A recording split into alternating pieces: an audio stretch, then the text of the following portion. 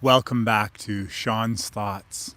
You're here with me, Sean, and this beautiful forest scene where I'm literally sitting on the ground, surrounded by ferns and moss and dry debris and probably a lot of life.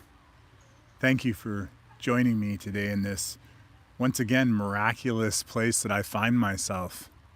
You see, as I was going out for my walk today, I passed by this exact place, and immediately as I passed by, I looked down and I saw this very beautiful landscape that I find myself in right now. And I thought it odd that I didn't stop because I had thought that I was going to go out and look for a place to do or perhaps attempt another live podcast today. And yet, when I walked by this place and I looked down, I thought for sure this is where I was going to find myself. And actually, I didn't really find myself in the first few hours of being in this area for my walk, yet I found myself here at the perfect moment. And what I recognized as I was making my way back to this spot was that I couldn't stop here at that time simply because when I was passing by, the light was a lot darker. And yet, if you look at this frame right now, there's a wonderful amount of light that's illuminating the area just perfectly enough to showcase the moss and the trees. And it's almost as if it was the perfect time to sit here now. And on top of that, I'm so excited as I've captured an amazing water green scene where the sun was in the perfect position, and I filmed a little bit of that for my next Do No Thing video, which if I make it home in time, I'll probably put it up today. So thank you so much for sharing your attention with me, and as I said, joining me in this live beautiful area. Now, if you join me later, it'll be just as beautiful, and I guarantee there will be a link to that video that I was talking about just discovering, probably posted somewhere in this particular video. So, as always, I really had no idea what I was going to speak about or what I'm going to speak about today. Actually, one thing I will mention is I did put up a podcast already that I tried to do live, and yet there was so many issues with getting that particular episode up. From the fact when I set up the camera on the Fraser River with this beautiful scene of the reflection of what appeared across the river reflected perfectly in the still waters of the Fraser River, as well as if you looked closely at that particular video, you could see that the chemtrails in the sky were actually reflected back in the water as well, which was pretty cool. And an update on that, this morning there was a wonderful, wonderful, beautiful sun hovering almost in the immense blue sky, and then suddenly there started these white trails going all across the sky. And this is a wonderful example of when we don't put our attention on it, that we're able to alter our own reality. And what I actually had done was that I took my finger and I traced the first chemtrail with my two fingers, and then I imagined myself plucking it out of the sky. And even though I looked later and I saw that there were several other chemtrails, comtrails, whatever you'd like to call them, all throughout the sky, they didn't bother me. And surprisingly, or I should actually say unsurprisingly, later, all of the white dust that had started to accumulate within the sky above me suddenly was once again replaced with glorious blue sky. And so, as I've mentioned before in the past, when we focus our attention on something, perhaps with anger that, they're spraying chemicals in our sky for whatever reason, when we ignore that, when we actually take not a stand against it to resist it, but we just imagine and we ponder and we wonder and we use our imagination, such as I did with my fingers, pulling that out of the sky and releasing it. And so that's an update on how the massive amount of spraying had happened this morning is now replaced and erased, which is definitely to my preference, as well as, to, of course, to Earth's present as well. So, as I said, I'm sitting literally right now on the ground, and there's a lot of beautiful wildlife, and there's these amazing birds chirping. I don't know if you can hear it.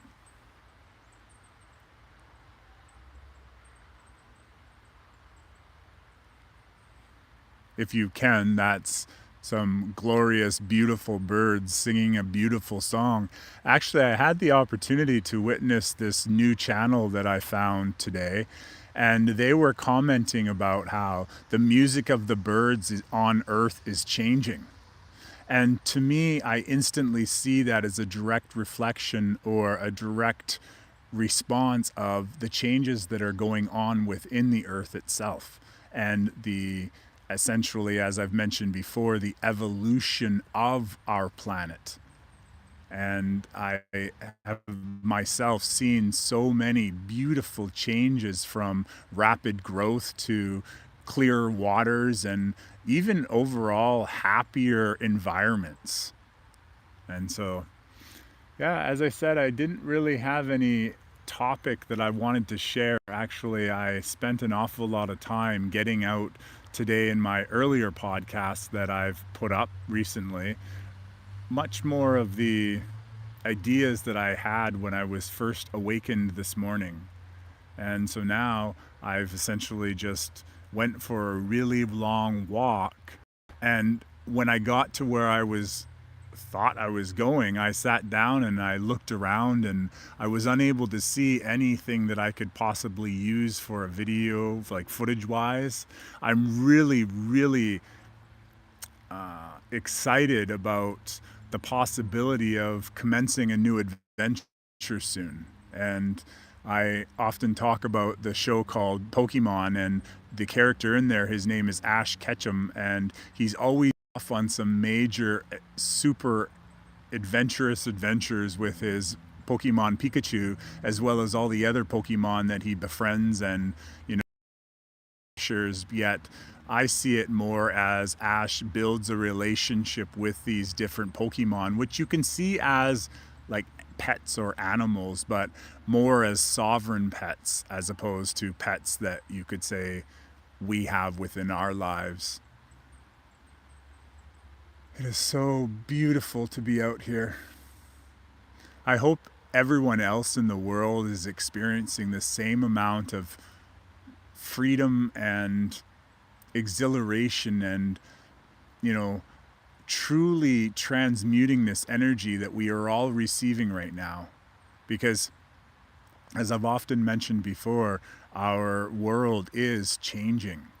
And at times it's a little challenging to see it when we look out at the same window at the same street that's in front of us, and we watch the same cars drive by over and over. And so I highly recommend that perhaps after listening to this audio today, that you break your routine and you go out and you do something that perhaps you've always wanted to experience. Something that, whatever it is, makes you smile and makes you truly enjoy the zest of life.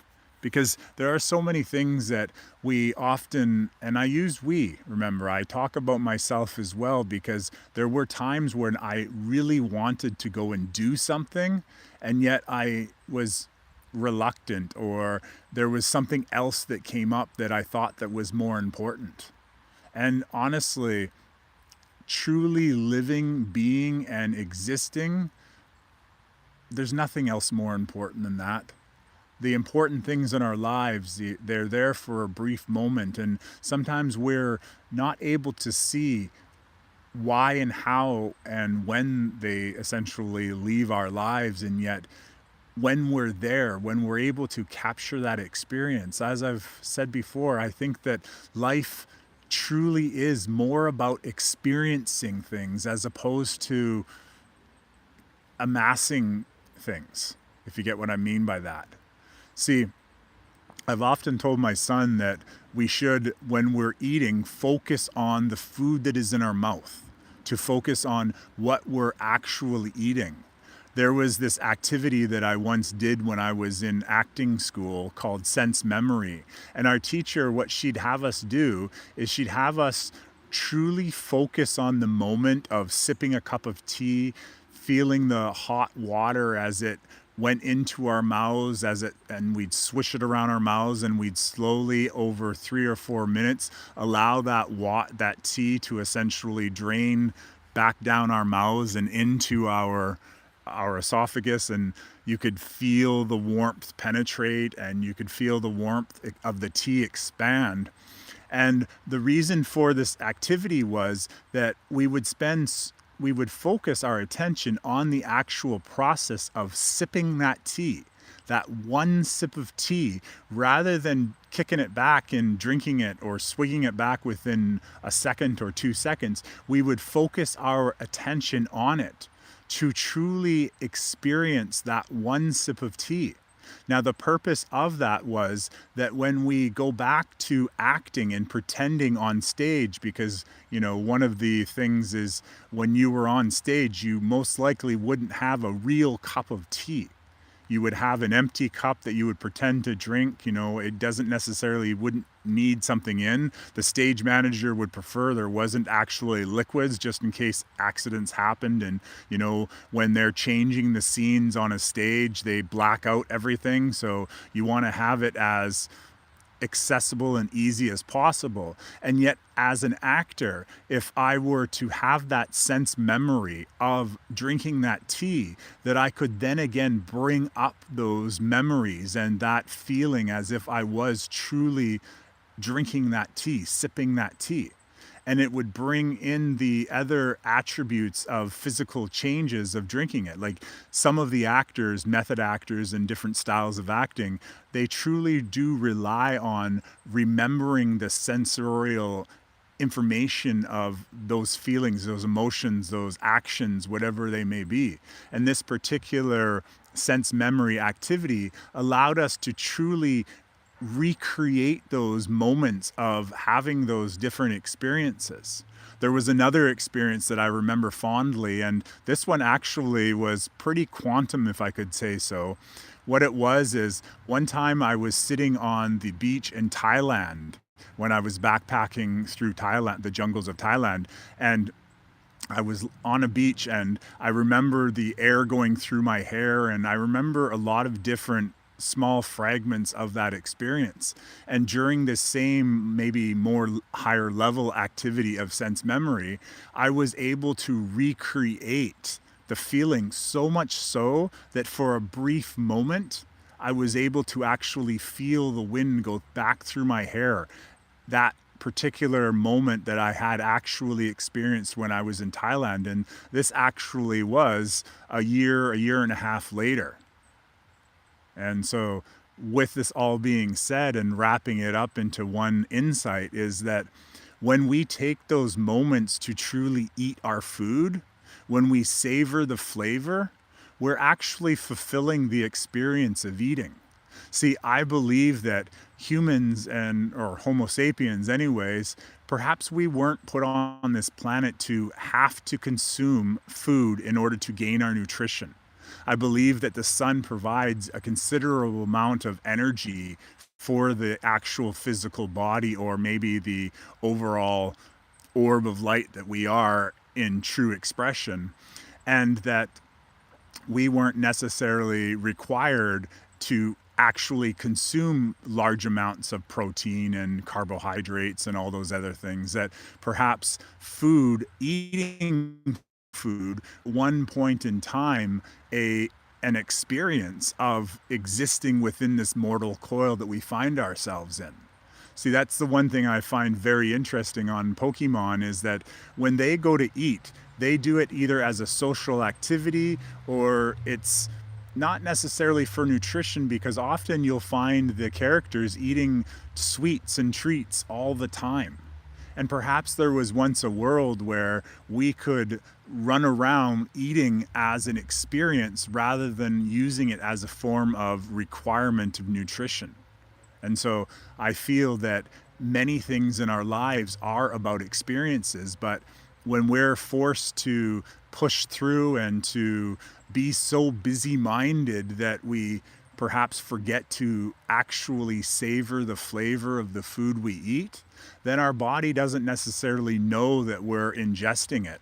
And sometimes when we go through the experience so fast because we're late for a meeting, or we want to get onto a video game, or we want to do something that, our minds are already engaged with, then the process of eating gets simply left behind. And even if we subscribe to the fact that we do need to eat a certain amount of food or organic material in order to sustain our bodies, when we're already moving into the next activity, our body perhaps doesn't even realize that it's gained that food. And perhaps that's sometimes why people are wanting to eat more. Like we often see couch potatoes sitting on couches, eating and eating while they're watching the TV, and they're consuming that stuff while their mind is engaged with what they're watching on the TV screen, and their bodies are unaware perhaps that there's more food coming in. So that signal from the stomach to the brain to say, hey, I'm full, kind of gets overlooked. And so that we get to that point of saturation, or that bloated, gassy stomach, and we're even unaware consciously that our bodies have taken on far too much. And with that being said, perhaps that's what truly contributes to a large portion of the obesity that has run rampant throughout North America, throughout this American dream that was sold to the masses such a long time ago. So, yeah, all that came out. I had no idea that I was going to talk about that. I'm guarantee that there is definitely an audience perhaps who can appreciate all of those words that I'm sharing with you, and with this beautiful forest that I find myself in today. So, yeah, I've already spoken and talked so much. I definitely hope you will appreciate, enjoy, comment, all those other like and subscribe things. I don't really care about that. I put these messages out more for sharing what I have to say. It's been a very isolated time over the last 3 years. I definitely feel that that's about to change. I can feel the changes. I can hear the changes. And as that video pointed out, these birds are singing brand new songs because they are so excited, as per that video that I watched, but also my own experience. They are excited. They are singing because finally, after hundreds of thousands of years perhaps, the world, our reality, our lives are massively shifting. And it's very easy to see when we look out into the world of at least what's on YouTube and different social media platforms and even the mainstream media. The world is going forward, and it's taking us with us, whether we like it or not. There is fortunately no one's returning back to anything that they thought was normal of the past. And I'm super excited about that. And the best advice I could possibly say in order to perhaps assist anyone else in the changes that are occurring is to release what we expect to happen. Because when we release what we expect to happen, that's when the true miracles can happen, because we release our projection of a potential future, and that allows God to manifest in God's choice for what the future holds for each of us and for all of us, essentially. For God is the source of all things, and I give God full credit for the beauty that is exploding onto our planet now in waves of blessed detail, in which I'm here sitting in the middle of this forest sharing with you today.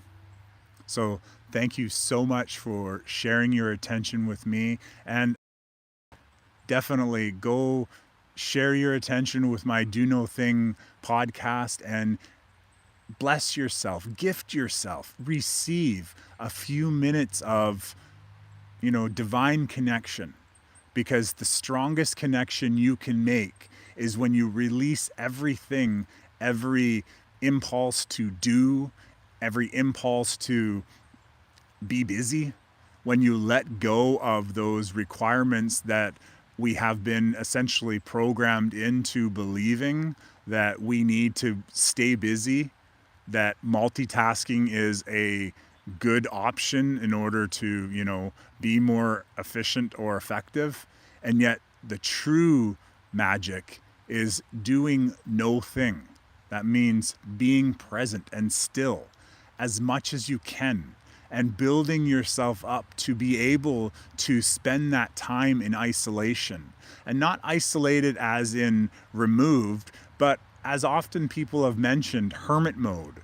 Spending that time with yourself, by yourself, in that quiet space where you can look inwards and self-reflect, and then find those moments to go out in the world and, as I once did, sit outside Starbucks on a busy street near Coquitlam Mall and meditate for 15, 20 minutes while the world just walks and drives and honks their horns all around you, and you're just cool being with yourself.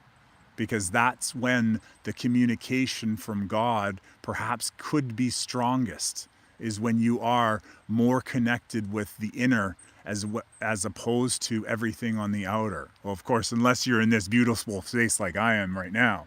So thank you so much for sharing your attention with me, and I look forward to sharing a lot more of the beauty of the world that's around me. And I'd like to say thank you so much, Philip from Australia. It's Shone from Canada meeting you here. Thank you so much, and I wish you the best day that God could ever bless you with today. Peace and love, and let's reconnect with nature.